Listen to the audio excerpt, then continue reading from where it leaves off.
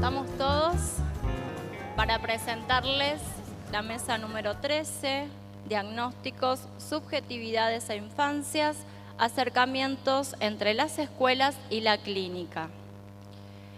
En primer lugar, Cecilia de Rigo, que viene de Rosario, Santa Fe, nos va a presentar su trabajo titulado Certificación de la discapacidad, su efecto performativo en el nombre de un nombre. Ceci.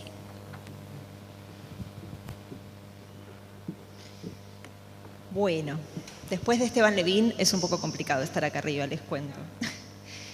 En principio, bueno, agradezco a Sociedades Complejas y a Mariana especialmente el haberme hecho este lugar para que yo les pueda contar un poco algunas de las cosas que estoy pensando en este tiempo. Y es como producto de un trabajo de investigación que realicé dentro del marco de una maestría. Voy a tomar un aspecto y voy a tratar de focalizarme en los aspectos que por ahí no se han trabajado tanto porque hay muchos que, bueno, vienen desplegando todos los que estuvieron aquí presentes. Trabajo en la práctica clínica psicoanalítica hace muchos años y con niños cuyos padres han tenido que tramitar el certificado de discapacidad. Un poco también nace este tema del interés que me despierta el modo en que los diagnósticos son tomados como nombres de una discapacidad y todas las gestiones que siguen para acreditarla mediante la tramitación del certificado y las representaciones sociales que se ponen en juego en este trayecto. Bueno, teniendo en cuenta que en la infancia se producen acontecimientos fundantes para la constitución subjetiva, entiendo que una avidez clasificatoria en los primeros tiempos de la vida tiene consecuencias, no solo en los niños, sino en el entorno más cercano. Entonces, atender a las percepciones de este entorno es importante, ya que en las relaciones y vínculos con los familiares y los adultos de referencia, como decía Esteban, es donde los niños empiezan a ser nombrados, otorgándoseles un nombre dentro del universo simbólico. Un nombre y un lugar, ¿no? En este punto propongo que un diagnóstico de discapacidad en la infancia no es intrascendente o inocuo y portar una certificación de discapacidad tiene como consecuencia no solo la adquisición de derechos, sino también la exclusión del territorio de la normalidad de ese sujeto certificado. Silvia Bleichmar señala que los modos de representación propios de cada momento histórico atraviesan la subjetividad de la sociedad, determinando cuáles son los sujetos aptos para desarrollarse en ella. De ese modo, la aptitud o ineptitud, la normalidad o la normalidad, en síntesis, la capacidad o la discapacidad, antes que categorías inmutables y objetivas, resultan ser construcciones históricas, sociales, contingentes. En este trabajo no tomo la discapacidad como un dato objetivo, ni mucho menos natural, de la observación clínica, sino que la considero una construcción social. Tomo el concepto de performatividad porque a mí me ayuda a pensar a la discapacidad puesta en palabras en su doble función, en tanto discapacidad nombrada, dicha, y en tanto nombradora, otorgadora de un nombre. En el libro Cómo hacer cosas con palabras se puede leer que John Austin realiza una distinción entre las expresiones que llama constatativas y las performativas. Mientras que las primeras describen, enuncian o informan, que se pueden considerar como algo verdadero o falso, las expresiones performativas se caracterizan por ser en sí misma una acción. Entonces ahí encontramos bautizar, apostar. Cuando uno dice yo te bautizo, en ese momento se crea algo, ¿no? Hay un acto que conlleva, no es una información, sino que conlleva un acto. Y otra cosa importante en las expresiones performativas es que la persona emisora y las receptoras tienen que ser las adecuadas. Propone entonces los verbos de judicación o judicativos, cuyo tipo principal es el de la emisión de un juicio o valores respecto de hechos. Entre ellos se hallan clasifico, diagnostico, evalúo, determino, entre otros, entre los que yo incluyo, certifico y acredito. Es de destacar que en estos casos en los que se pone en juego un veredicto, este veredicto también puede ser injustificado o incorrecto. En función de lo hasta acá comentado, ¿no? Quiero detenerme un poquito en el concepto de diagnóstico, que sé que después van a trabajar otras compañeras. Y digo que no existe un solo modo de diagnosticar en cuestiones de salud. Sin embargo, el más conocido es el diagnóstico médico, ¿no? Que se basa en los signos, síntomas que son clasificados, lo que es observable. Y esto determina supuestamente la naturaleza de algo y se le asigna un nombre que da cuenta de una enfermedad o de un trastorno. La CIF, la Clasificación Internacional del Funcionamiento, la Discapacidad y la Salud, es la que utilizan las juntas evaluadoras de discapacidad para otorgar los certificados como instrumento de evaluación, con el objetivo de elaborar un diagnóstico funcional que se expresa bajo una codificación alfanumérica que contempla 4 aspectos de la salud de la persona: las funciones corporales, las estructuras corporales, la actividad, la participación y los factores ambientales. Esto se supuso como una clasificación de avanzada para la anterior, que era la que hablaba de las deficiencias, ¿no? Sin embargo, estas codificaciones,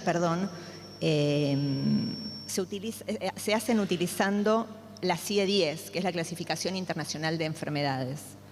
Por lo tanto, en el certificado de discapacidad, debajo del nombre y el DNI de la persona a la que se le otorga, se deja constancia del diagnóstico a secas, más allá de todos los códigos que aparecen ahí con números, dice algo allí. El diagnóstico a secas, según el CIE-10 o el DSM-4, entonces se pone el nombre y el apellido, ¿no?, de ese diagnóstico: trastorno generalizado del desarrollo, síndrome de Asperger, F84.5. Eso debe constar en los informes médicos y psicológicos para que la Junta Evaluadora lo considere y otorgue o no un certificado o una renovación. En salud mental existen otros modos de diagnosticar que no se someten a codificaciones, que yo los llamo, digamos, se llaman, los tomo como diagnósticos situacionales, pero que no bastan para estos fines. Y se solicita a los profesionales tratantes que se expidan a través de un diagnóstico nomenclado en alguno de esos 2 manuales avalados internacionalmente, los que hice referencia. Y entonces, esto es como algo desesperante, ¿no?, porque uno con manual en mano empieza a tratar de ver y ponerle un nombre, un código a ese padecimiento con el que está trabajando, ¿no?, de un niño que está allí. Pero esas palabras no son inocuas, tienen consecuencias y producen efectos. Yo les voy a compartir un fragmento de una entrevista que hice a una docente de nivel inicial, que cuenta que una mamá se acerca el primer día y le dice: mira, yo te quería contar que él es diabético. Y ella dice: es como una marca que te presentan de entrada a veces, el nombre de las cosas. La gente se agarra mucho de las palabras y eso a veces sirve, porque en ocasiones es necesario decirle a un papá: mirá, a él le está costando hacer esto. A veces es necesario decírselo de una forma que él entienda que es importante que hagamos algo con eso. Ponerle una palabra a algo, no sé por qué, pero yo lo entiendo como un desligarse. Es diabético. Y es fuerte lo que te dicen los profesionales, a todos nos pasa, dice ella. Si a mí alguien me dice: vos sos asmático, no sé por qué te pesa, pero yo creo que volvés a tu casa y empezás a actuar como más asmático que antes. Yo entiendo que acá queda expuesto el peso que tienen las palabras en la cultura, y especialmente aquellas que son las proferidas por las personas socialmente autorizadas, como decía antes, cuando de diagnóstico se trata. Mabel las llama marcas a esos nombres, y una fonoaudióloga que entrevisté la llama rótulos. También se hace presente la performatividad y la fuerza que hace del diagnóstico un hecho, creándose en el mismo acto de la emisión, la enfermedad, el padecimiento, el trastorno o lo que se nombre en ese instante. Como verbo judicativo, el hecho de diagnosticar pone en juego un veredicto y como acto tiene efecto de creación. El papá de Joan, un chico con diagnóstico de síndrome de Asperger, contaba que en una ocasión, en los primeros tiempos en donde estaban en tratamiento, los llama a una profesional, a ellos dos, al padre y a la madre, y les dice: ¿vos qué crees que le pasa a tu hijo? Y él le dijo: para mí es capricho, para mí él es caprichoso. No, tu hijo es discapacitado. Y él me dice: eso fue un puñal. Imagínate que te digan que tu hijo es discapacitado. A partir de ese relato, toma la discapacidad también en su versión de diagnóstico. Sostengo que la discapacidad diagnosticada no siempre requiere de un nombre propio y a su vez un diagnóstico no siempre opera como discapacitante, incluso cuando sería reconocido por la Junta Evaluadora como tal. En ocasiones, la sugerencia de tramitar un certificado hace que se comiencen a pensar en términos de discapacidad a diagnósticos que hasta ese momento no se pensaban de ese modo, como suele suceder con el síndrome de Asperger. Y ahora agrego, se me ocurre acá, se piensa en términos de diagnóstico algo que el papá entiende como un capricho y después se piensa como discapacidad, eso que se diagnosticó, ¿no? Son como dos saltitos. A este nene, ya un poco crecido, a los 13 años, 12, no le renuevan el certificado de discapacidad porque la neuróloga dice, che, está curado. Entonces él dice, hoy digo que tiene carácter fuerte, pero antes decía que era discapacitado, ¿no? Digo, no. Y antes decía que era caprichoso, creo. Pienso la subjetividad como concepto sociológico, en tanto una construcción singular en la que se articulan los enunciados sociales en relación al yo. Es un modo de estar y pensarse en el mundo y en relación a los otros. Siguiendo con los postulados de Bleichmar, la producción de subjetividad hace al modo en el cual las sociedades determinan las formas por la cual se constituyen sujetos plausibles de integrarse a sistemas que le otorgan un lugar, producción de un sujeto histórico, potable socialmente. De ese modo se sanciona qué es lo que se considera como apto y normal o como no apto y anormal. A partir del relato de la mamá de Joan, que cuenta que en un episodio que tiene Joan cuando ingresa a la escuela secundaria, él discute con una docente y la preceptora le dice, Joan, vos no podés responder así. Él le dice, lo que pasa es que yo tengo síndrome de Asperger. Entonces digo, entiendo que Joan lo incorpora y hace suyo el diagnóstico y lo usa de escudo ante los requerimientos de la sociedad, representada en este caso por la institución escolar y sus normativas. Joan se ampara en un síndrome que le otorga un lugar no tan potable socialmente, pero que lo justifica y exculpa ante lo que sería considerado anormal en su comportamiento, ¿no? En su modo de estar en el mundo, digo yo. Enrique Carpintero entiende lo singular desde un plural, dado por el encuentro con un primer otro al nacer al mundo, como habilitador del encuentro con los otros otros. Hay otros significativos para cada sujeto, como todos vienen acá comentando. Para los niños son estos adultos de los que yo vengo, sobre los que yo estudié las representaciones. Y entiendo que desde las subjetividades de esta época los niños son acunados, sostenidos, mirados, escuchados, pensados y nombrados, desde donde se irán armando los trazos propios, con lo cual es muy importante de qué modo los vamos nombrando. Sigo con Bleichmar. Y digo que la identidad no puede ser pensada separada del concepto de subjetividad, sea singular o compartida. La identidad se va constituyendo a través de los enunciados desde los que somos hablados en la primera infancia y mediante los cuales se nos transmite la historia generacional, que nos otorga un lugar de permanencia a un determinado grupo social, étnico y cultural. Es concebida como la conciencia de la propia existencia y la propia existencia se constituye sobre los enunciados que dan cuenta de cómo un sujeto, un pueblo se siente posicionado ante sí mismo. Entonces me pregunto cuáles son las frases identitarias que se les dice a los niños considerados discapacitados. ¿Qué se transmite acerca de la historia generacional cuando lo que prima es la afiliación a un síndrome más que a un apellido y a una historia familiar? Bueno, Esteban Levin habló del nombre propio. Yo pregunto, ¿cómo hacer propio un nombre que es elegido por otros, ¿no? Digo, más allá de lo que dijo Esteban, tomo este pedacito. Una respuesta posible es que considero el nombre propio como don, en el mejor de los casos, en tanto donación de los padres en los primeros tiempos que hacen a la constitución de la realidad humana. Ay, me fui. Me había ido. Tiempo en donde el niño por nacer comienza a ser nombrado por esos otros significativos que lo esperan, lo piensan y concomitantemente van creando un lugar en el universo simbólico para él. Momento histórico necesario para la posterior fundación de la identidad personal y el vínculo social. Cuando el nombre es acompañado por palabras amorosas, el niño se apropia de su nombre sin tantas controversias. El nombre lo filia a una historia familiar y social en la que puede sentirse reconocido y de la que irá apropiándose. Por otra parte, se sabe que es importante tramitar el DNI de un niño para darle ingreso formal a la sociedad y como ciudadano del país en el que nace. ¿Qué sucede con los niños que portan un diagnóstico de discapacidad que justifica una acreditación estatal como ciudadano diferenciado? ¿Qué sucede cuando el nombre propio es acallado bajo el nombre de un trastorno o un síndrome? Así, expresiones como los TGD, acompañada por la afirmación en relación a una supuesta característica compartida, despiertan preguntas en torno a las consecuencias que puede tener producir nuevas filiaciones artificiales y nuevos nombres con el riesgo de que se vuelvan propios. Se generan así otras identidades que son compartidas por los conciudadanos discapacitados, bajo un mismo nombre que los aúna, ¿no? Los Down, los TGD. Estas identidades nuevas quedan por fuera de la línea de la historia familiar, pero que son absolutamente necesarias para circular en la sociedad bajo una modalidad de inclusión excluyente, como diría Skinner.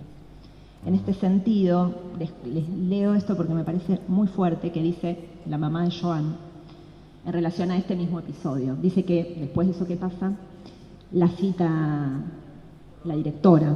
Se me armó, me dice. ¿Cómo? Primero que este chico no tiene síndrome de Asperger. Bueno, está bien. Si vos decís que no, ¿qué le voy a discutir? Me dice. La chapa de lo que es el síndrome de Asperger o de lo que fuere es una chapa que es necesaria para que te lo tomen en cualquier lado. Porque un chico con las características que tiene Joan, que pasamos por tantas escuelas, y háganlo ver, porque este chico algo tiene, háganlo ver. Vos vas y decís, tiene esto, entonces, tiene esto, ok, que se quede, pero tiene esto. Si no, no te lo tomaban. A mí no me interesaba ponerle un nombre a lo que él tenía. Él es único, no es ni especial ni no especial, es Joan, punto. Pero más allá de eso, es una necesidad social el hecho de que tenga un nombre lo que le pasa al chico. Eso es una inmadurez terrible por parte de todos, pero es así como funciona nuestra sociedad. Tenés que darle un nombre. Como no se ve lo que él tiene, parece tan sanito por fuera, cuando le agarra esto, algo le pasa. Hay un problema todavía de inserción a ese nivel y de comprensión de que no todos somos iguales a nivel social. Eso es impresionante. Me parece que queda claro y expuesto acá la necesidad de que los comportamientos puedan ser clasificados y ubicados dentro de categorías conocidas. Este recurso permite que no se pierda el dominio sobre la situación a través de la generación de tipos de sujetos. En este recorrido, como decía, se pierde algo del nombre propio, pero si hay una necesidad de poner un nombre otro, y eso insiste, pienso yo que se debe a que hay allí algo que se resiste a ser tramitado. La afirmación de esta mamá acerca de la necesidad social, pero al mismo tiempo subjetiva, de tener que darle un nombre a lo que le pasa al chico, es muestra de que hay algo que debe ser calmado ante la inminencia de lo desconocido. Algo se pretende familiarizar cuando se presenta de modo disruptivo, ubicando al niño en un grupo determinado por estándares construidos desde una ideología de la normalidad, pero que brinda la ilusión de pertenencia a un cierto grupo en el que puede ser filiado como en una segunda familia. No se puede desconocer el alivio que produce el diagnóstico, tanto en padres como en docentes como en profesionales, aunque ello implique eclipsar la subjetividad del niño. Bueno, para cerrar, yo me pregunto desde mi práctica cómo alojar la demanda de padres y docentes y otros adultos que buscan respuestas concretas acerca de los modos en que los niños, considerados por fuera de la norma, se presentan habitando los distintos espacios, sin que ello tenga como consecuencia el desamparo ni la condena que podría conllevar un diagnóstico discapacitante. Y sostengo que la respuesta se construye en cada caso, en cada situación, teniendo en cuenta la singularidad de cada niño y de cada situación familiar, escolar y de salud por la que se atraviesa. Si pensamos a la infancia como un tiempo en el que se producen acontecimientos fundantes y entendiendo asimismo que el juego es el modo en que un niño va realizando las operaciones necesarios para su constitución subjetiva, les traigo un recuerdo en relación a una experiencia de una terapeuta ocupacional en el primer encuentro con una niña que tenía dificultades motrices. La terapeuta le pregunta, ¿en qué pensás que te puedo ayudar? Y ella le dice, quiero que me ayudes a poder alcanzar los juguetes. Entonces yo lo que me pregunto es por qué es necesaria la tramitación de un certificado de discapacidad para que podamos ayudar a los niños a alcanzar sus juguetes. Muchas gracias.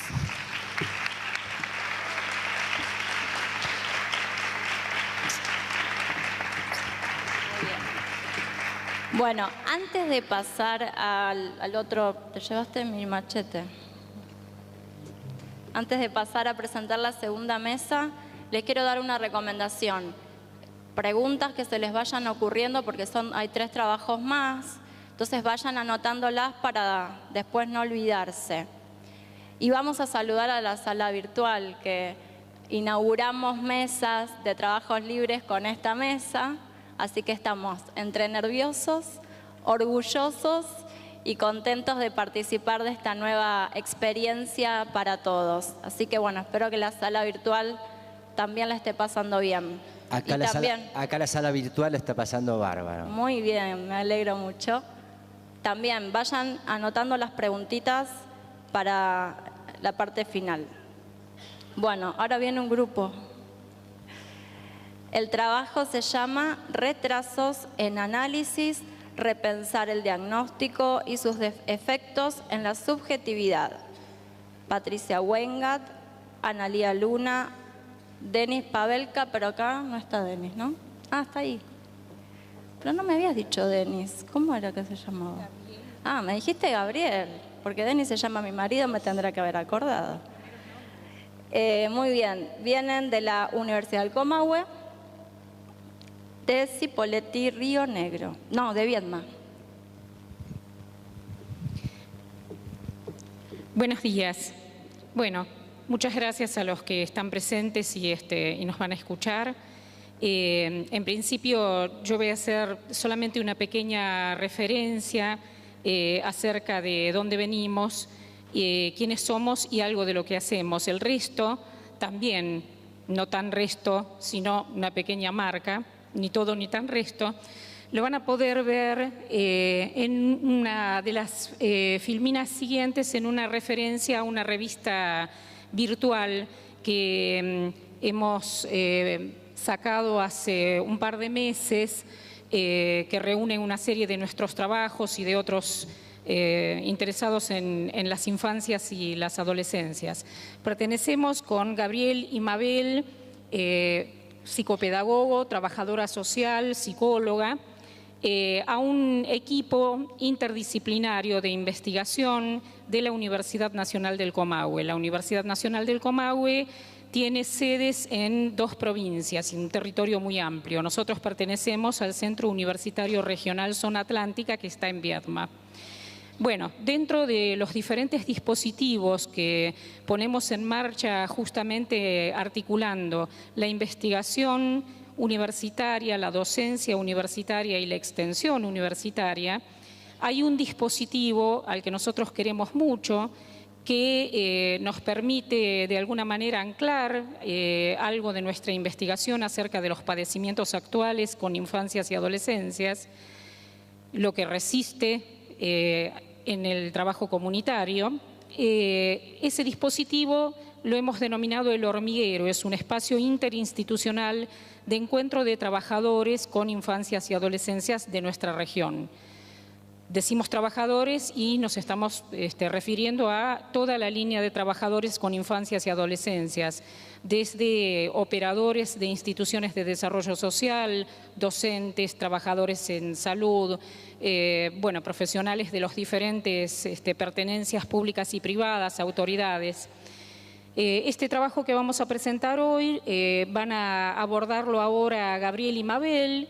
Y yo solamente quiero hacer un pequeño comentario del epígrafe de este trabajo que alude de alguna manera a cómo nosotros pensamos la mal llamada psicopatología.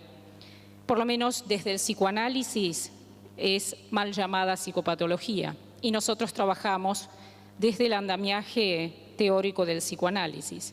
Esta es una pequeña cita de un libro de Gerardo Pasqualini, que fue un gran psicoanalista argentino, de su libro Psicoanálisis Ética, Psicoanálisis, Psicopatología Ética, que dice: en todo caso, la psicopatología específica en Freud será la de la vida cotidiana.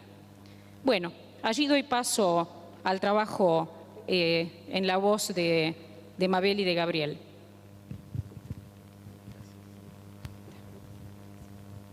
Hola, buenos días a todos. Bueno, el trabajo que vamos a presentar nosotros lo hemos nominado Retrasos en análisis. Así que bueno, queremos compartirlos con ustedes y también contarles que hay algunos recortes de viñetas o casos que se han trabajado y que en los mismos los nombres que están en el trabajo son ficticios para preservar la identidad justamente de los niños, niñas y adolescentes con quienes trabajamos. Bueno, en el presente trabajo nos proponemos poner en interrogación algunos de los fundamentos planteados en el proyecto de la Ley DEA, Ley sobre Dificultades Específicas de Aprendizaje, presentado por la senadora María Laura Leguizamón, poniendo en consideración nuestros fundamentos clínicos y el lugar del diagnóstico en psicoanálisis y sus efectos en la subjetividad. Ante todo, queremos exponer, a partir de una cita del psicoanalista argentino Gerardo Pasqualini, recién llamado por Patricia, cuáles pueden ser los riesgos para un sujeto cuando se concibe al diagnóstico como un saber preestablecido. El autor dice: siempre que se define, se generaliza, y esto siempre anula al sujeto, y por supuesto cristaliza e inutiliza a la estructura, que de esta manera se queda sin tiempo, se transforma en un cadáver, como sucede con todo diagnóstico, es cómodo pero mortífero. Consideramos riesgoso, más aún peligroso, el posicionamiento reduccionista que presenta el proyecto en mención respecto de las dificultades relativas al aprendizaje, tomando las alteraciones neurobiológicas como únicas causales posibles de dichas dificultades. Desde nuestro posicionamiento, el aprendizaje, y en todo caso los aprendizajes, encuentran su punto de producción en tanto adviene algo del orden del sujeto. Sujeto que queda desdibujado o arrasado en el artículo número 3 del proyecto DEA al plantear: se entiende por dificultades específicas del aprendizaje a las alteraciones de base neurobiológica que afectan a los procesos cognitivos relacionados con el lenguaje, la lectura, la escritura y o el cálculo matemático, con implicaciones significativas, leves, moderadas o graves en el ámbito escolar. Hasta aquí el artículo número 3. Entendemos que considerar al sujeto implica atender a su subjetividad. Las vicisitudes son tan singulares y vertiginosas como la actividad investigativa de la cual nos hablaba Freud en teorías sexuales infantiles, y se encuentran atravesadas por factores de carácter inconsciente que van mucho más allá de lo denominado cognitivo. La conceptualización de las problemáticas de aprendizaje, ligada a factores exclusivamente biológicos, excluye las influencias del medio, en las cuales se constituye el sujeto humano, los avatares, encuentros y desencuentros con el otro, que van dirimiendo un singular recorrido pulsional, entendiendo el campo pulsional como el territorio propio del humano, que dada su prematuración y ante el ingreso del lenguaje, rompe con el campo instintual.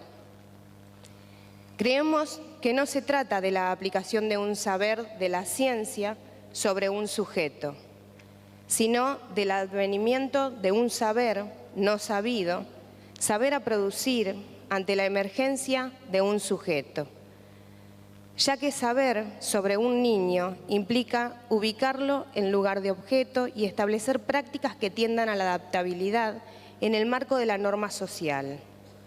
En el artículo 2 del proyecto de la Ley DEA dice: declárese de interés nacional el abordaje integral e interdisciplinario de los sujetos que presentan dificultades específicas del aprendizaje, así como también la formación profesional en su detección temprana, diagnóstico y tratamiento, su difusión y accesos a las prestaciones.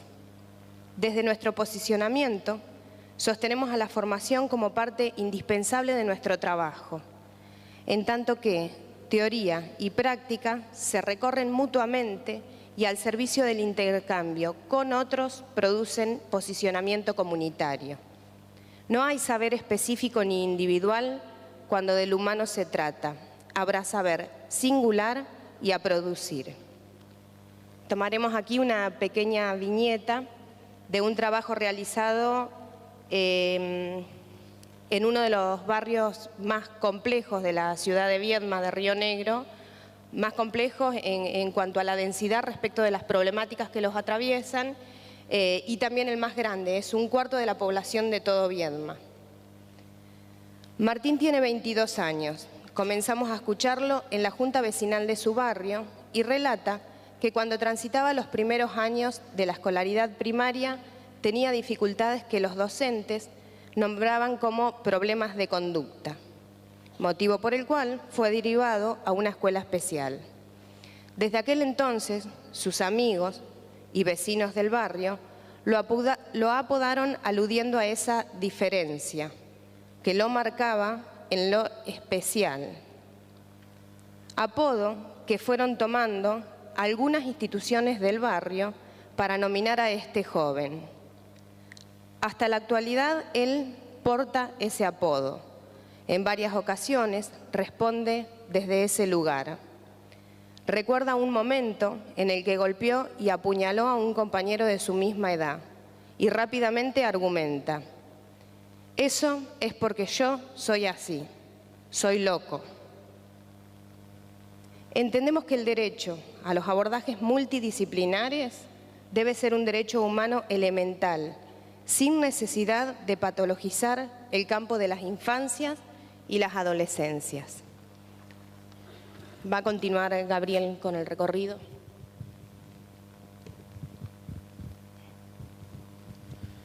Bueno, yo voy a relatar una experiencia, un fragmento de intervención con una adolescente. La recibí en una institución que se denominaba Centro Integral de Rehabilitación de la Discapacidad. Recibo a Maite, de 19 años de edad. Ella se presenta con su madre, la cual plantea que vienen recibiendo atención hace 10 años porque cuando Maite cursaba 2º grado de la escuela primaria fue diagnosticada de retraso mental leve. A partir de allí su educación continuó en una escuela especial y además inició tratamiento psicopedagógico. Es también a consecuencia de ese diagnóstico que su madre resuelve estar todo el tiempo encima de ella, ya que ella, en dichos de su madre, no puede hacer las cosas sola. La madre manifiesta que frente a este diagnóstico entró en un pozo depresivo, pasando durante unos meses mucho tiempo en su habitación llorando. En cuanto a las expectativas de la madre respecto de este tratamiento, dice que siempre se trabajó con Maite para que pueda aprender a manejar los números, porque si no, no podría cobrar en sus trabajos. Además, le interesa que Maite deje de decir todo lo que se le pasa por la cabeza como tarada. Maite participó de varias actividades recreativas anteriormente, deportivas y de oficio, mostrando grandes capacidades de aprendizaje e integración con otros. Al momento de presentarse a consulta, su única actividad era laboral. Trabajaba como empleada doméstica de su abuela materna, lo cual le demandaba mucho tiempo, tanto como para no poder circular por otros espacios. De esta actividad, además, obtenía una remuneración mínima. El tiempo que estaba en su casa se la pasaba limpiando y lavándole la ropa a su padre. En sus tiempos libres jugaba con sus perros y estaba con su novio. Maite comienza a hablar. Dice que a ella, junto con sus hermanos y primos, las criaron sus abuelos paternos. Menciona que al mes de que falleciera su abuelo paterno, a causa de un infarto, se suicidó un primo suyo que tenía su misma edad en ese momento. Ella se angustió mucho y dice que no podía parar de temblar. En esa ocasión fue internada y medicada. Su entorno entendía que ella se había puesto así por su discapacidad.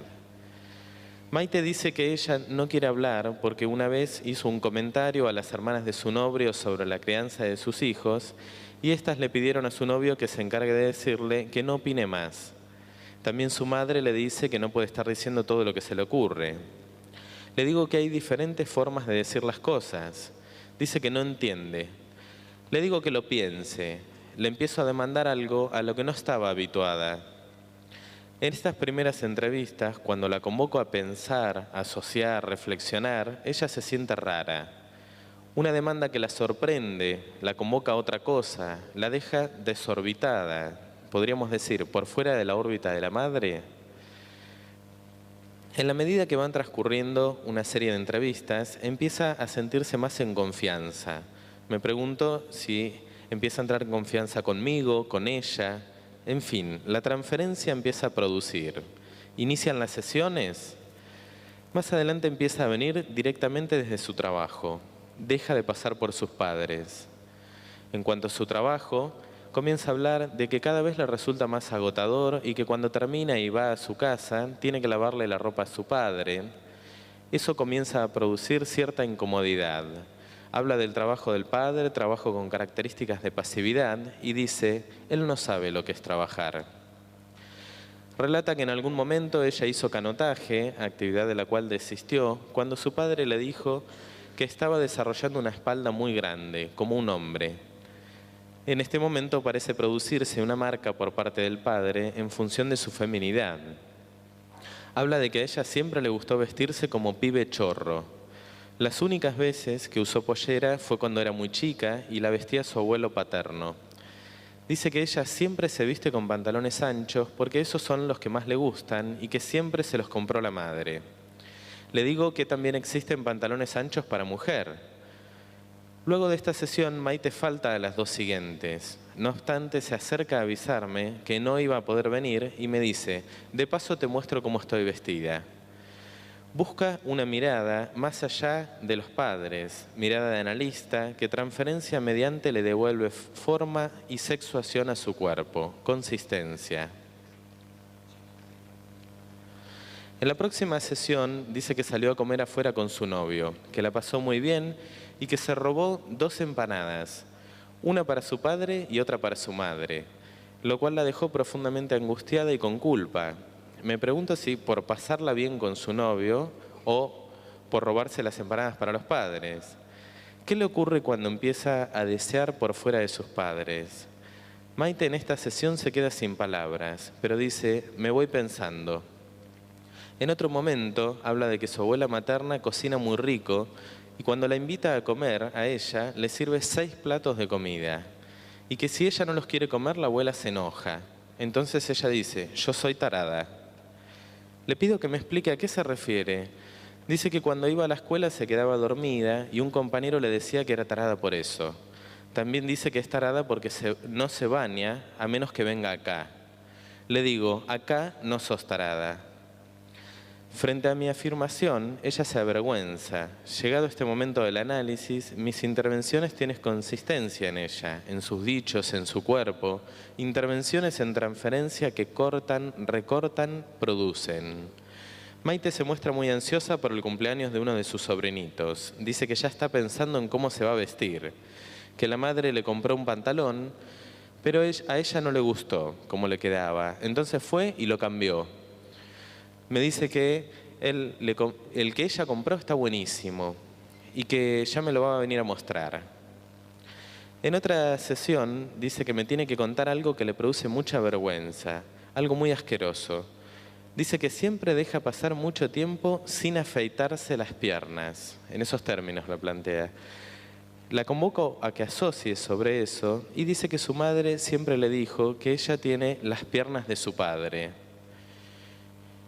En este momento, Maite asociaba. Le digo que ella tiene piernas de mujer. En la próxima sesión, Maite me cuenta que se incluyó en un nuevo trabajo. El trabajo consiste en desarrollar tareas de limpieza en una institución en la cual su actividad laboral es enmarcada formalmente. Esta institución se caracteriza por el juego, el azar y los números. Los números tienen gran importancia en ese lugar y lo tendrán para ella, pero apareciendo barajados de un modo muy distinto al forzamiento a través del cual anteriores tratamientos direccionaban sus intervenciones al aprendizaje. Aprendizaje que quedaba reducido al conocimiento. Esta vez, ella desde una posición deseante se encuentra pudiendo hacer otra cosa con ello. En este trabajo nuevo se está planteando hacer una fiesta de disfraces para despedir el año. y Maite está fantaseando con disfrazarse de princesa. Muy bien, hasta acá nuestro trabajo. Muchas gracias.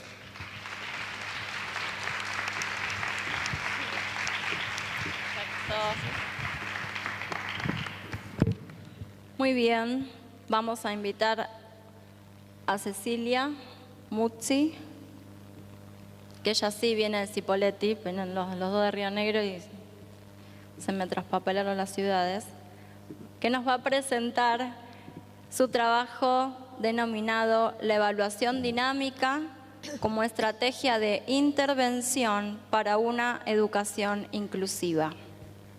Bueno, ya tenés. A ver si escuchan bien ahí.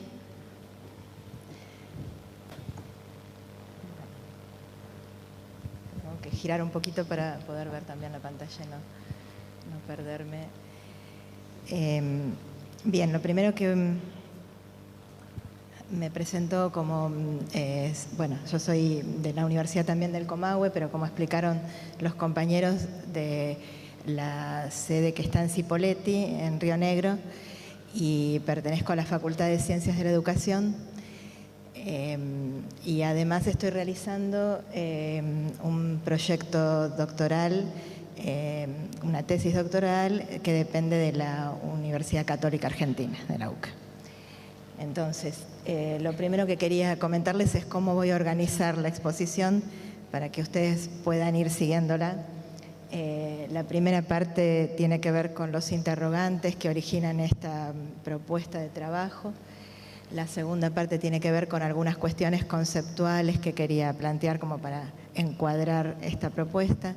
Después me voy a referir a los objetivos y a las estrategias metodológicas, algunos resultados y repercusiones de lo que hemos trabajado. Y por último voy a tratar de desplegar una situación, un caso que puede ser bastante más claro para presentar el estilo de trabajo. Entonces, iniciamos con encuadrando, como les decía, que el proyecto de extensión se refería a las posibilidades y las dificultades, los límites en el aprendizaje, y se realizó en los años 2014 entre los años 2014 y 2016 en el marco del proyecto de tesis del doctorado en psicopedagogía, que ahí tienen los datos completos. ¿Cuáles serían las cuestiones de las que partimos?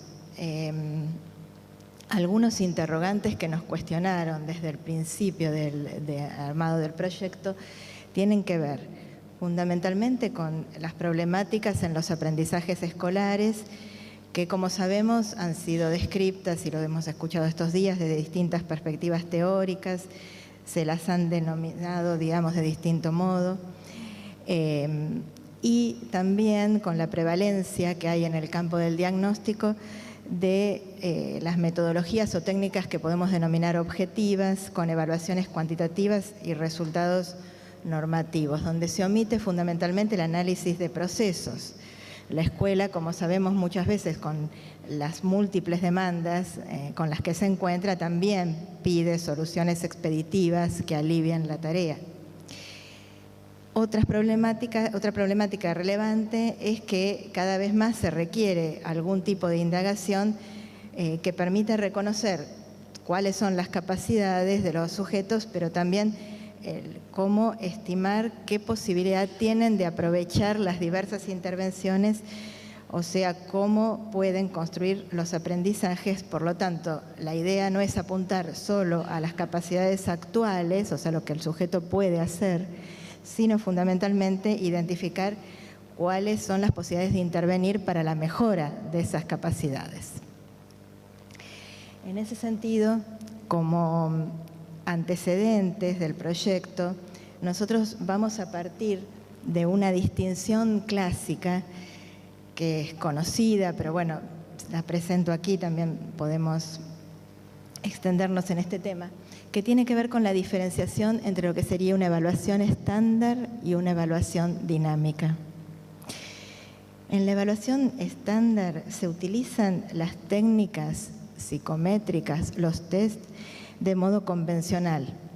Entonces, la gente lo resuelve sin ningún tipo de feedback ni ningún tipo de respuesta por parte del entrevistador, del que está haciendo la indagación.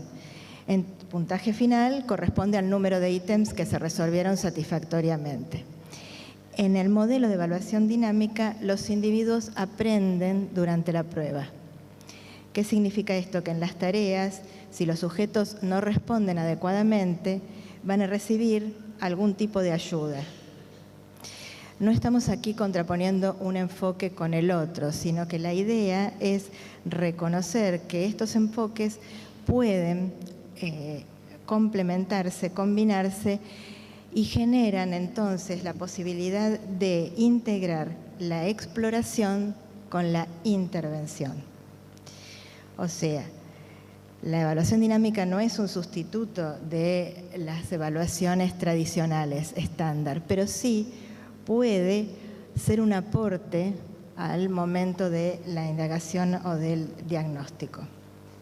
La noción de evaluación dinámica tiene una larga tradición, se origina en los estudios de Vygotsky. Alrededor de los años 30 se realizan numerosos desarrollos.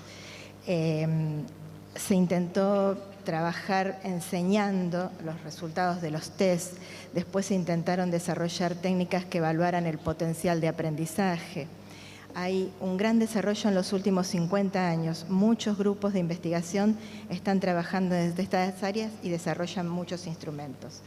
Fundamentalmente, basándonos en los aportes de Feuerstein, el concepto de inteligencia que se sostiene es el de una entidad modificable por medio de la interacción del sujeto que orienta al aprendiz, o sea, del sujeto con el entorno.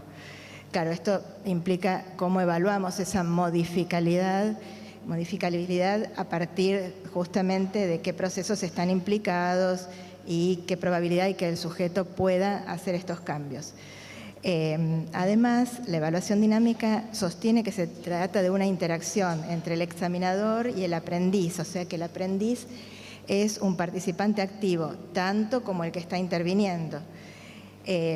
Lo que se busca es justamente estimar este grado de modificabilidad, ver por qué medios se producen cambios. En este sentido, la evaluación tiene que ver con que se busca lograr la predicción, o sea, no se trabaja tanto con, justamente lo que decíamos, con los logros actuales, sino que se busca tratar de pensar cómo se pueden generar cambios. Los modelos en evaluación dinámica son muy divergentes, ¿sí? Hay distintos modelos, se ha trabajado con distintas poblaciones.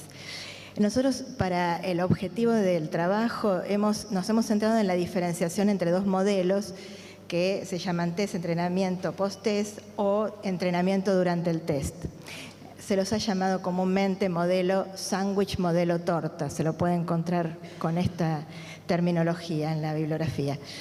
En este último caso, estoy hablando del entrenamiento durante el test, no solo se evalúa el cambio en el sujeto, o sea, qué modificaciones se producen, sino también la intervención misma, o sea, se vinculan los cambios con el tipo de ayuda y la cantidad de ayuda que se fue brindando a medida que se iba desarrollando la prueba, pensando también en qué funciones o procesos psicológicos estaban implicados.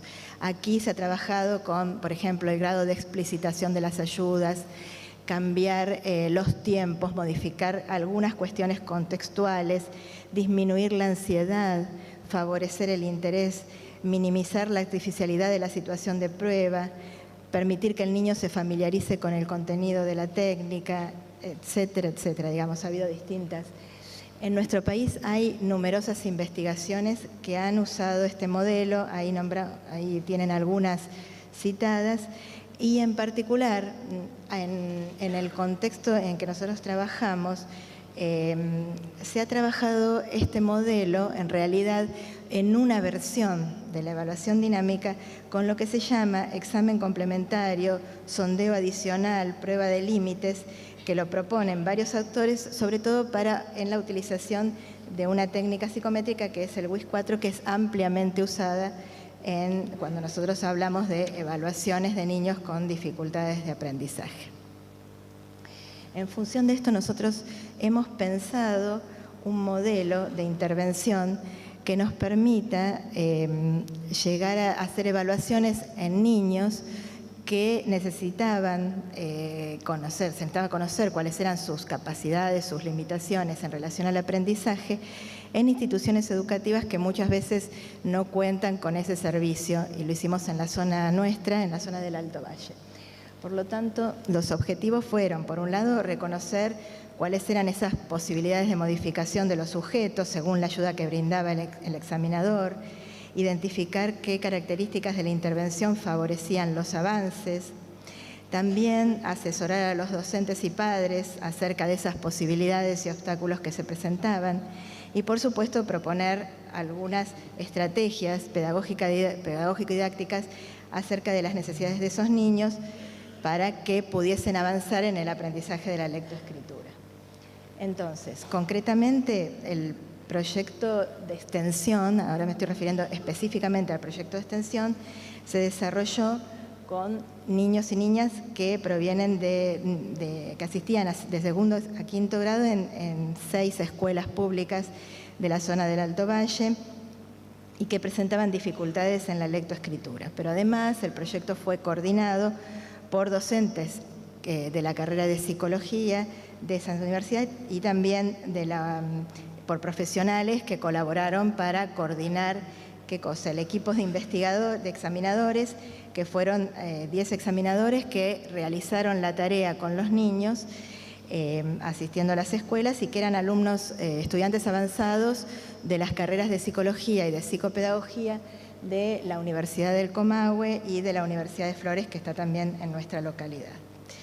Fundamentalmente, la evaluación se planteaba contextualizar las indagaciones, considerar los aportes de los diversos actores que se encuentran en la situación escolar, analizar los procesos intersubjetivos que se producen durante la evaluación y considerar no solo las capacidades actuales, sino fundamentalmente las posibilidades de cambio, como decíamos antes. Entonces, los proyectos de evaluación incluyeron entrevistas con padres y entrevistas con docentes para conocer a los niños, tener más datos acerca de su funcionamiento escolar o fuera de la escuela, para también orientar, asesorar. Después se realizó el proceso con cada uno de los niños, incluyendo técnicas proyectivas, la evaluación intelectual y una prueba pedagógica que seleccionamos, el test LEE, porque consideramos que estas técnicas tienen versiones actualizadas y con baremos construidos en nuestro país. Y por último, utilizamos la técnica, una herramienta que armamos, que llamamos WIS4ED, que consistía en reevaluar los subtests del área del índice de comprensión verbal, brindando ayudas desde más explícitas a más implícitas o desde apuntando a procesos metacognitivos o a procesos más específicos de la tarea. Se eligió la idea de trabajar con el índice de comprensión verbal por la incidencia que tienen los aspectos lingüísticos en el aprendizaje de la lectoescritura y en la inserción escolar de los niños en general. Lo fundamental es que logramos en casi todos los casos estimar esas potencialidades de los sujetos y sus respuestas a las intervenciones, reconociendo qué estrategias usaban, el nivel de funcionamiento cognitivo, las reacciones al éxito o el fracaso, cómo recibían la ayuda, qué tipo de ayuda los favorecía. También se pudieron concretar sugerencias y orientaciones para mejorar o potenciar la inclusión de los niños. En algunos momentos se sugirieron otras consultas, otros tipos de asistencia, según lo que se consideraba prioritario. Tratamos de potenciar, en la zona contamos con el proyecto de docentes de apoyo que funcionan como par pedagógico y entonces se trató de potenciar ese recurso que las instituciones ya tienen. Solo en algunos casos se hicieron derivaciones a otras instituciones o a otros profesionales para fundamentar mejor las indagaciones realizadas. Lo importante, digamos, del proyecto de la evaluación dinámica es que nos permite conocer fundamentalmente las condiciones digamos, evitar lo que son las profecías de autorrealización y contextualizar las acciones de los sujetos, de los profesionales también en las evaluaciones, revalorizar el rol de los maestros como mediadores y tener una visión compartida sobre la situación de cada uno de los participantes. Como ya me adelanté con las diapositivas, aprovecho para justamente avanzar en el tiempo. Les voy a presentar el caso particular de Bautista, que tiene 7 años y que tenía 7 años y asistía a una escuela a 2º grado, y que la maestra decía que no sabía qué podía saber o qué no, porque fundamentalmente no hablaba, tendía a quedarse solo, estar encerrado. Es más, en algunos momentos, cuando no tenía otra respuesta, estaban las piñas o empujar el banco, etc. La mamá lo que plantea, no me voy a extender aquí en la historia, aunque hay muchos datos, es que su dedicación a su hijo mayor le había impedido atender a este hijo más pequeño. Había una problemática que se había presentado durante el parto, que se había presentado en los 2 casos, pero que así había sido trabajada de modo distinto, pero el mayor tenía otro tipo de dificultades y asistía a una escuela especial. Cuando tenemos la primera entrevista, el niño se queda mirando a la evaluadora, no responde, mueve las manos, se las frota, casi no habla.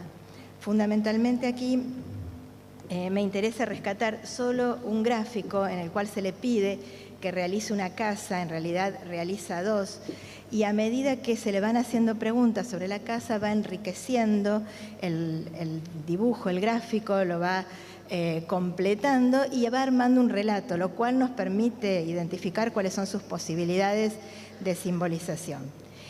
Vemos a través de la prueba de lectoescritura que puede decodificar bien, pero el tema está en la comprensión fundamentalmente y, por supuesto, en el logro de inferencias. Lo que me interesa fundamentalmente mostrar son los resultados que él obtiene en el WISC. Fíjense que mientras en la mayoría de las escalas él obtiene un rendimiento cercano a la media, hay un descenso muy importante en el índice de comprensión verbal. En realidad esto tiene que ver con que, si bien en la mayoría de las pruebas, ante la dificultad, él tendía a abandonar o decía no sé, pero como son casi todas manipulativas o repetitivas, no implicaban lenguaje, en estas técnicas desde el principio se negó a hablar, ¿sí? Como había hecho en casi todas las actividades, o sea, muy poca expresión verbal. Esto, digamos, si esto lo leemos desde una perspectiva cuantitativa, podemos sacar ciertas conclusiones, ¿no? Justamente lo que se hizo fue aplicar sobre este resultado, fíjense el cambio cuando se administra la evaluación dinámica, o sea, se administran las mismas técnicas con ayudas, con distintos tipos de ayudas. ¿Se acuerdan que yo les dije que estas ayudas estaban secuenciadas, digamos, ¿no? en tipos de ayuda? De hecho, lo más interesante no es solo ver este cambio, que por supuesto tiene una incidencia clara en sus rendimientos en los distintos subtests. Ahí ven en los rendimientos en los distintos subtests. Fundamentalmente hay un cambio fuerte en el índice de comprensión verbal. Justamente en una de las preguntas, por ejemplo, cuando se le dice qué significa abandonar, en el subtest de vocabulario, me dice, cuando los grandes pelean, mi papá abandonó a mi mamá, se separaron, mamá se enojó, no quiso que se fuera, ¿sí?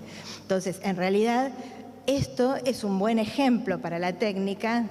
Pongamos que no sea usual, pero es un buen ejemplo, y eso le permite obtener otros resultados.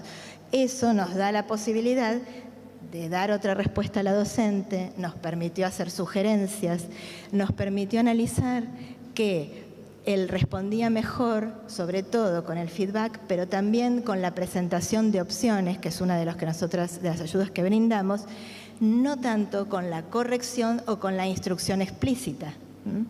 Esta diferenciación en el tipo de ayudas permite orientar y acompañar a la docente y construir respuestas conjuntas, o sea, es más enriquecedor para lograr cambios, digamos, para fomentar las posibilidades de inclusión.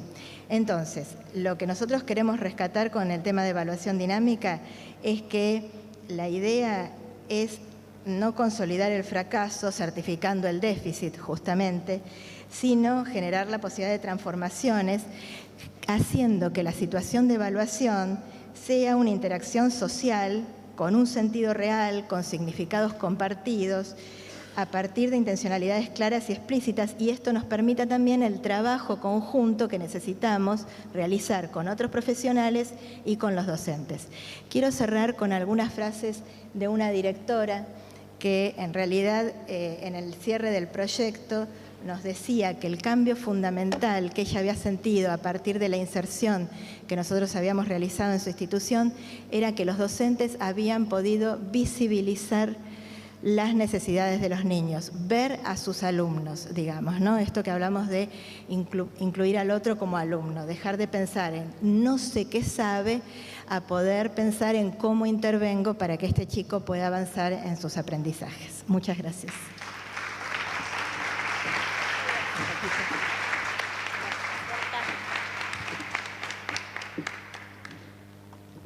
No es porque sea mía, pero qué buena mesa que nos tocó, ¿no?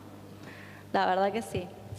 Bueno, ya está acercándose Sonia Cheminsky, que nos va a presentar su trabajo Perfeccionismo infantil disfuncional, su caracterización en la etapa escolar. Hola, buenos días a todos. Bueno, yo les vengo a contar un poquito acerca del perfeccionismo. Este es un trabajo que está enmarcado en la teoría cognitiva, así que por ahí es un poquito distinto a lo que se viene escuchando. En primer término, me gustaría definir el perfeccionismo para que todos sepamos un poco de qué estamos hablando. Nosotros lo entendemos como una tendencia a establecerse para uno mismo expectativas muy elevadas y rígidas de desempeño, ¿sí? Y hacer una autoevaluación también muy rígida y muy crítica de cómo se da ese desempeño, cómo uno actúa, ¿no? Que en definitiva lo que hace es llevar a que la autovaloración de la persona sea contingente al alcanzar o no esas metas, ¿sí? Entonces, según esta concepción que nosotros utilizamos para nuestra investigación, tenemos una definición de perfeccionismo que es multidimensional, que incluye, por un lado, una dimensión intrapersonal que refiere a todas estas expectativas autoimpuestas, a todo esto que los chicos, o inclusive los grandes también, decimos tengo que lograr esto, quiero ser el mejor alumno. Y por otro lado, una dimensión interpersonal, que es una dimensión que tiene que ver con la manera en que la persona se vincula, ¿sí? Fíjense que tenemos un perfeccionismo orientado a los otros, no sé para dónde se fue esto, bueno, un perfeccionismo orientado a los otros que hace que la persona imponga expectativas muy, muy elevadas para el desempeño de los demás, ¿sí? Querer juntarse solo con los chicos que les va bien en la escuela, o lo que pasa, nadie lo haría tan bien como yo, ¿sí? Esto es algo muy habitual que piensan estos perfeccionistas. Y por último, el perfeccionismo socialmente prescripto, que es la idea de que el medio demanda perfección de uno, ¿sí? Que nuestros padres esperan que hagamos todo bien, que nuestros maestros esperan que hagamos todo bien, ¿sí? Uy, se me fue. Bueno. Obviamente uno en la escuela diría, no está mal que un niño quiera sacarse buenas notas, por supuesto que no está mal, pero justamente hay un perfeccionismo que es adaptativo en el cual los chicos pueden ver que los distintos fracasos son parte de la trayectoria del aprendizaje, ¿sí? Donde pueden sentir mucha satisfacción por los logros personales a los que llegan y donde ellos pueden crecer a medida que van haciendo estos logros. En cambio, en el perfeccionismo desadaptativo o disfuncional, que es específicamente del que vamos a hablar, los chicos están motivados por un temor al fracaso. Entonces, el abordaje de sus tareas se hace con esa motivación, ¿sí? Perciben constantemente una importante discrepancia, es decir, una distancia muy amplia entre lo que ellos quisieran lograr y lo que efectivamente logran, ¿sí? Esto es lo que ellos perciben. Independientemente de la nota que se saquen, ellos perciben que no llegan a ese logro que quisieran tener. Por lo tanto, constantemente están sintiéndose frustrados, tristes y no logran sentir satisfacción por sus propias metas. Obviamente, este perfeccionismo desadaptativo tiene consecuencias importantes en la vida de la persona, que son consecuencias psicológicas y consecuencias sociales. Dentro de las psicológicas tenemos situaciones bastante graves como la ideación suicida y algunas por ahí no tan graves como es la procrastinación, que es la tendencia a dilatar las actividades, ¿sí?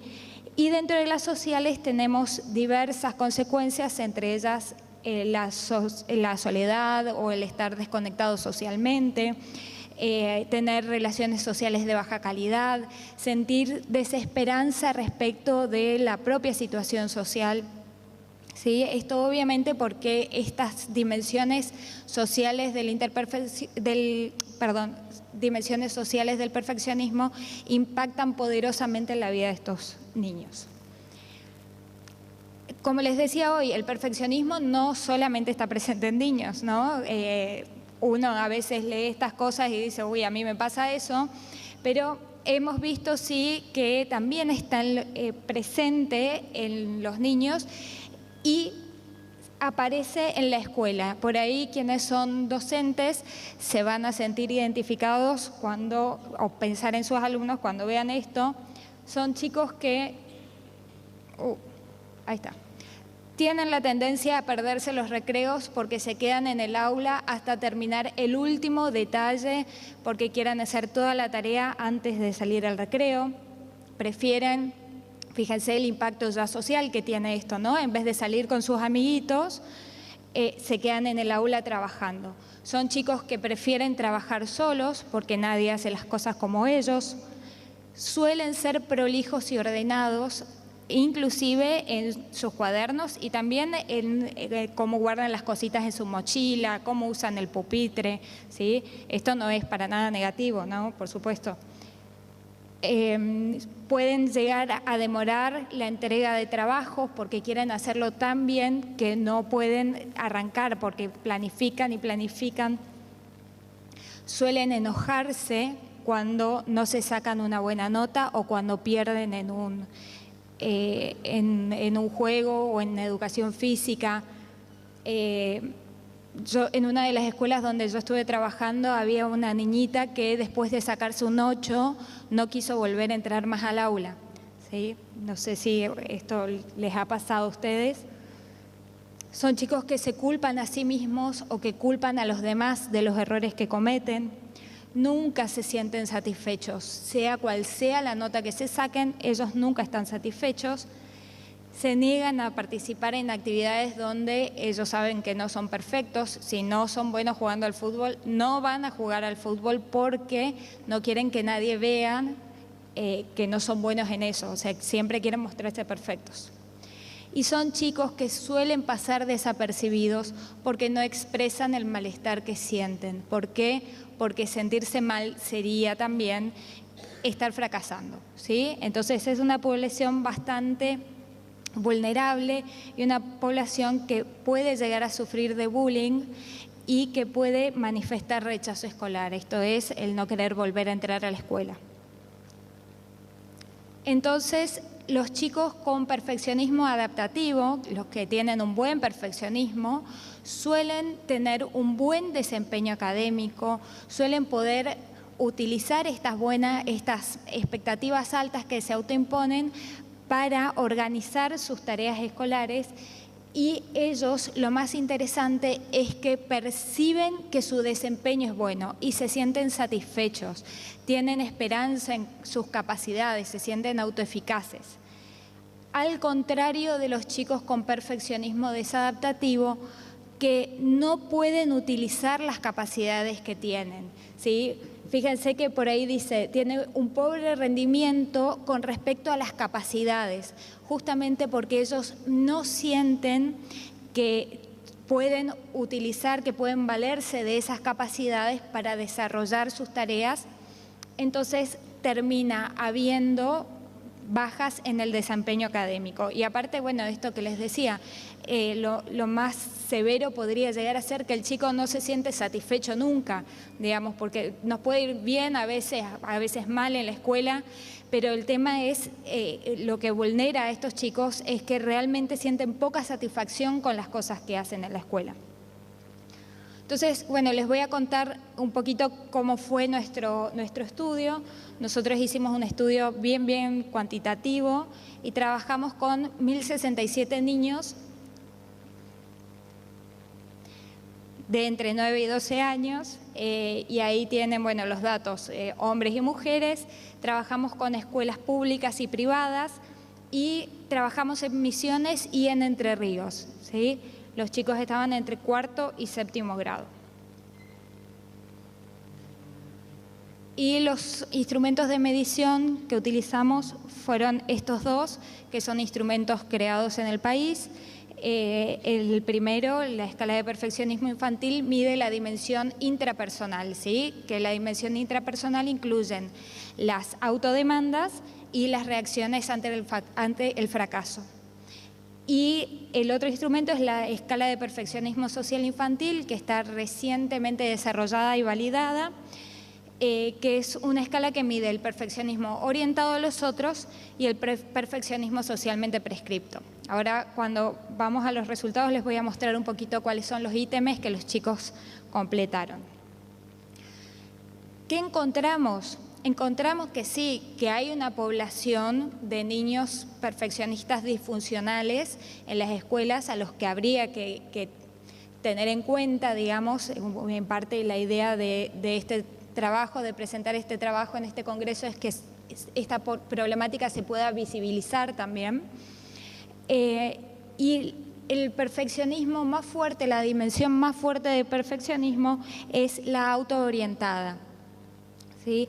Fíjense que la media, ahí tienen la media de 1,81, después sigue el perfeccionismo socialmente prescripto y por último el orientado a los otros. Acá les voy a mostrar específicamente esto que les decía, los ítems que contestaron los chicos. A ver si... Disculpen, es como muy sensible esto.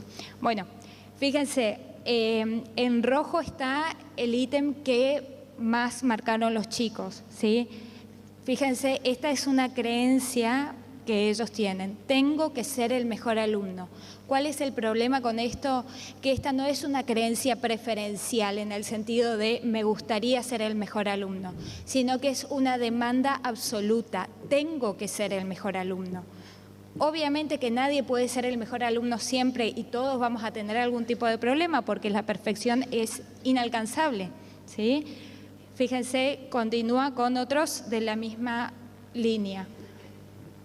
Después tenemos las reacciones ante el fracaso, que fíjense el puntaje, el máximo era 3 y fíjense el que está en rojo, pienso mucho en las equivocaciones que tuve, 2,40. Realmente es mucho tiempo que gastan los niños evidentemente pensando en las cosas que hicieron mal. Imagínense el efecto emocional que puede tener esto para un niño. Me cuesta perdonarme cuando me equivoco, me siento culpable cuando cometo algún error, ¿sí? Nuevamente lo que les decía hoy, los errores son parte del proceso de aprendizaje, no hay por qué sentirse culpable por ello. Dentro del perfeccionismo socialmente prescripto, y esto creo que es interesante para pensarlo en términos de la escuela, la mayor exigencia que sienten los niños parte de los maestros, ¿sí? sienten que los maestros esperan que hagan la tarea perfecta, ¿sí? A veces estas exigencias que uno pone, nosotros no nos damos cuenta del efecto que está teniendo los niños, y esto simplemente se puede cambiar con una adecuación léxica, ¿sí? Cuando uno habla con los chicos y le propone las consignas, uno puede tratar de que la demanda no sea tan absoluta. Y los siguientes tienen que ver ya con los padres. Finalmente, el perfeccionismo orientado a los otros, digamos, los puntajes salieron mucho más bajos, pero fíjense que el que está más alto, el que está en rojo, dice que lo que les molesta a los chicos es cuando la gente no se esfuerza por ser mejor. Vimos también cómo correlaciona el perfeccionismo en relación al género y encontramos que en todos los casos los varones son los que suelen tener más perfeccionismo, ¿sí? En todos los tipos de escuelas, en todas las provincias. Esto nosotros pensamos que es en parte por las expectativas de género. Los varones, quiero decir, suelen pensar que para ser aceptados y para mostrar su virilidad tienen que ser los mejores en todo, ¿sí? Después vimos también cómo aparece esto según los grados académicos y vimos esto, que entre cuarto y sexto grado se produce una disminución del perfeccionismo y también mínimamente entre quinto y sexto. Esto es contrario a todo lo que nos decían los maestros en la escuela, porque ustedes saben que en sexto grado los chicos están candidateándose para la bandera y suelen ser muy competitivos en este momento. Sin embargo, aparece que el perfeccionismo va disminuyendo con el tiempo.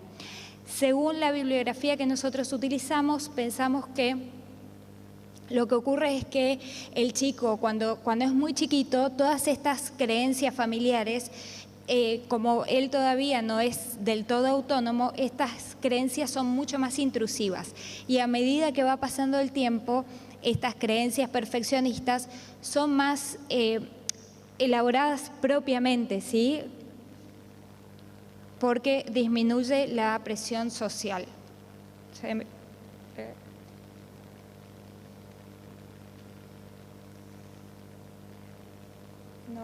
No me funciona el... Ay. No sé qué pasa. Bueno. Por último, tenemos esta diferencia entre, bueno, no es la última todavía, entre el tipo de gestión escolar. Nosotros pensábamos, como hipótesis inicial, que en las escuelas privadas probablemente el perfeccionismo iba a ser mayor, pero los datos nos dicen que no, que ocurre lo contrario, ¿no? Que es mayor en las públicas. Y esto porque en parte nosotros pensamos, y esto es algo que hay que seguir estudiando, ¿no es cierto?, porque todavía no hay investigaciones al respecto, pero pensamos en parte que es por el ambiente social del que proviene el niño, y esto nos han contado las maestras de las escuelas públicas, de niños que llevan una mala nota a la casa y al día siguiente vienen con marcas físicas de haber sido castigados por sus padres, y aparte porque en las escuelas estatales generalmente los docentes están un poco menos capacitados, según algunos autores, sobre todo para trabajar con ciertas necesidades emocionales de los niños. Y hay escuelas públicas con muchos niños, los docentes están sobrepasados, ¿sí? Todos sabemos la situación social que viven los docentes, la situación laboral. Entonces, esto hace que por ahí el docente esté un poco menos disponible para el niño para servirle de recurso de apoyo. ¿Bien? Sí. Bueno, esto es lo último. Simplemente en Misiones hemos visto niveles un poco más altos. Esto tampoco tenemos idea por qué es. Siguen haciendo falta más investigaciones. Solamente podemos pensar que, bueno, Misiones es una de las provincias más pobres del país, y por ahí esto es algún factor que está teniendo algo que ver con esto.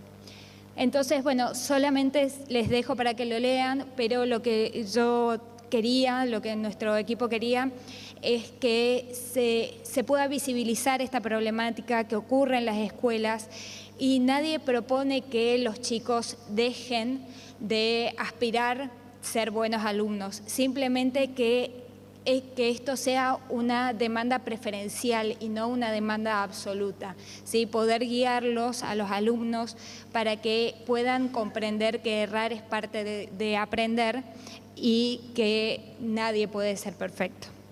¿Bien? Muchísimas gracias.